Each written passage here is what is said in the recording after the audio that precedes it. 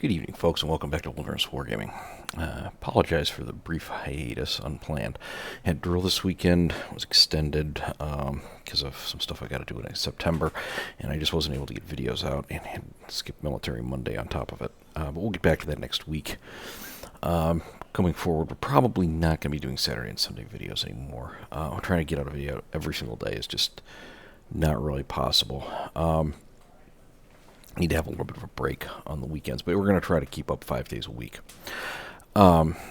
Anyhow, I do want to get back to this real quick, and this is something that I should have made a video on last week, and I didn't get to it. So, my apologies, but it is important, even if it's a little bit behind.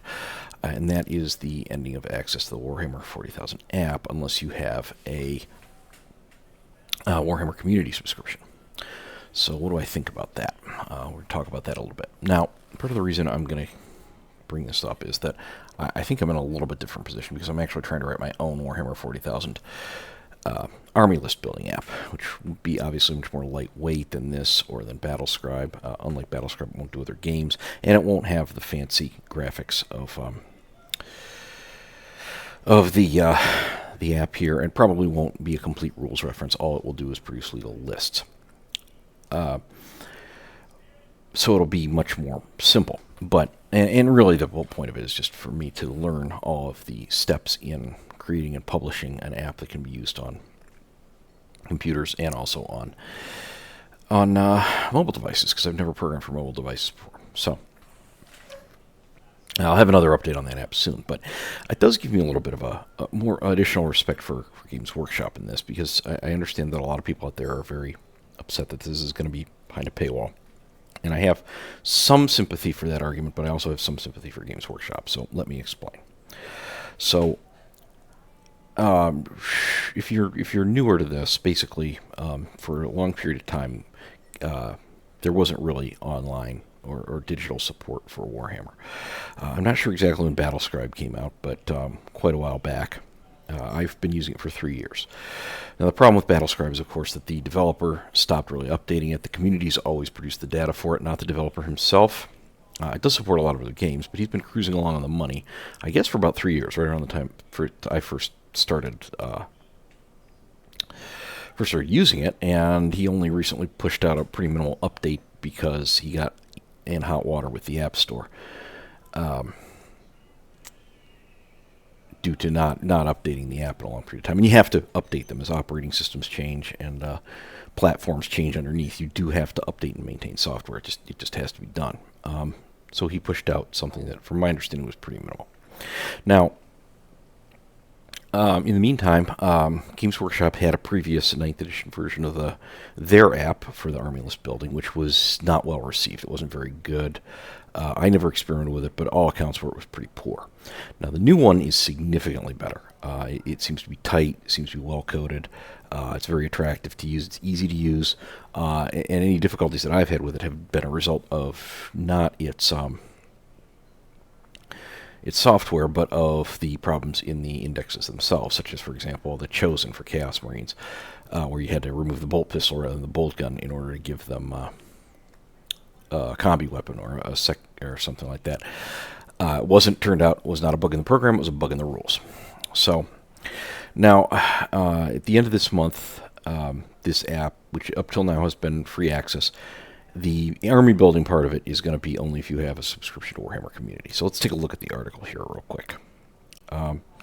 It does help you plan army lists easily and quickly and share them for printing and reference. Okay. Yeah, it has a good reference section. It has a list building section. It's very easy to use. You just click on stuff, move it up and down. Now, one thing I do not like is that when you add additional models to a minimum sized unit, or when you take them back out if you want to make the unit smaller again, you have to manually remove all their default war gear. I do think, like when, for example, okay, we've got an intercessor squad, which goes in as a sergeant and 4 intercessors. This is one that's maxed out. If you added the extra 5 intercessors, you would need to add all of these other items manually. At least I've always had to on the current version. So that's something I think they need to work on. You'll need to subscribe to Warhammer Plus for the full features from the 30th of August. You can still use the index data sheet, combat patrol rules, and core rules reference. You can get on the App Store, Google Play. And of course, there's other stuff you get from, plenty of other stuff you get from Warhammer Plus as well, all the Warhammer TV stuff, and that's pretty cool. Now, this is kind of how I feel about this. This app is actually reasonably high quality. It's at least much more attractive than Battlescribe. And Battlescribe, yeah, you could use it for free, but if you wanted to get rid of the ads and server other annoyances, get to access the full features, you had to pay for it. Now, not a lot. It was not expensive, but certainly not as expensive as Warhammer Plus, which I don't remember how much it is per year off the top of my head, but more than Battlescribe. On the other hand, you get all kind of extra stuff with Warhammer Plus, which you may not care about, but you do get it. One thing with Battlescribe that I think makes it a little bit better than this app is this. As far as I can tell, you can only use it on Apple devices, mobile devices maybe. I'm not even sure about Apple PCs. Or you can get it on the App Store through Google Play on Android, but you can't get it on your actual computer. I like the fact that you can get that Battlescribe on the computer, and my program will initially be available only on the PC, and then will proceed to other platforms.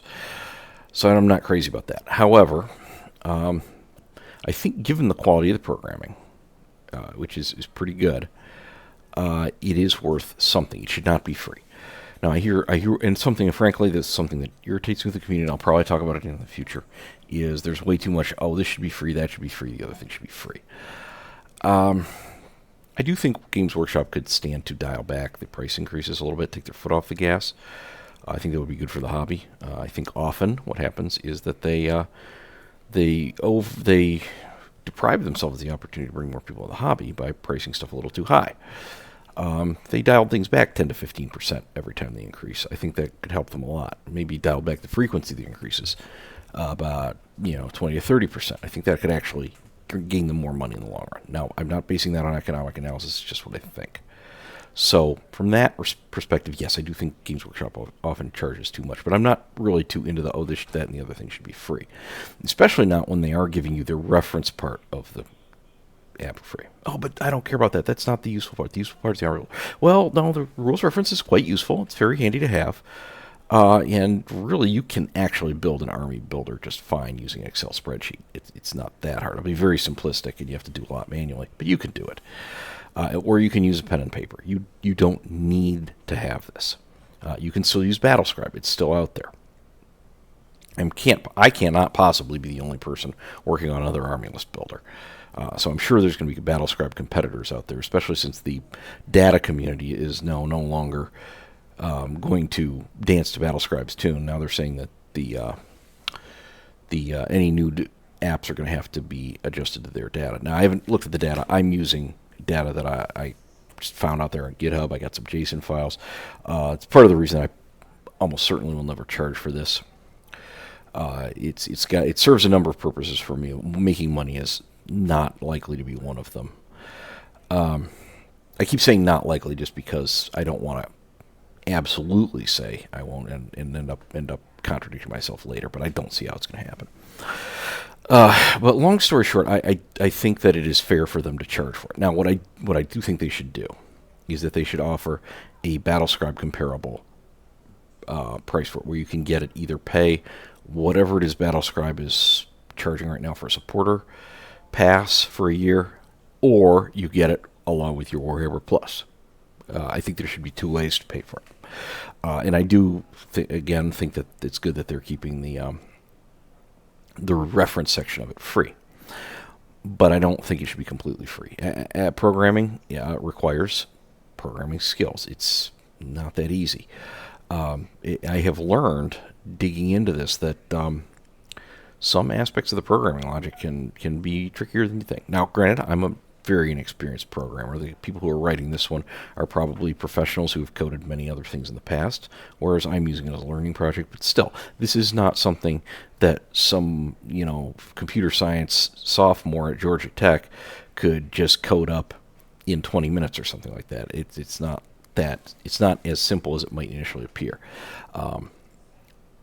Probably took quite a while to work on, and the kind of people who can do this kind of stuff They got bills to pay, they got education, and I don't mind Games Workshop charging for it a little bit. But like I said, I do think they should offer a discounted way to pay for it. So you don't have to get the whole. If the only thing you care about is the app and you don't care about the rest of the Warhammer community, you shouldn't have to pay for it. And I think that is in the same vein as the price increases, and the prices often being just a little bit more than they really ought to be. I don't mind Games Workshop being a premium brand, and I don't really mind their products being expensive. I think they just overdo it to a slight extent. And I think they may be overdoing it by making it only the Warhammer Plus here. I think it would be better to get more customers at a slightly lower price point. So, anyhow, that's how I feel about it. I'm not going to get too bent out of shape no matter what ends up happening one way or the other. I feel like I have options, but I am interested to hear everybody's thoughts. So please remember to comment down below. Let me know what you think. And please try to explain what you think too. I understand people may be frustrated and angry sometimes, but I'd also like to hear opinions where people can lay things out for me. And also, remember to cling the notifications bell and like and subscribe, because we really need the help around here at Wilderness Wargaming, and every little bit helps out. So thanks for watching, and we'll see you back here again very soon. Bye-bye.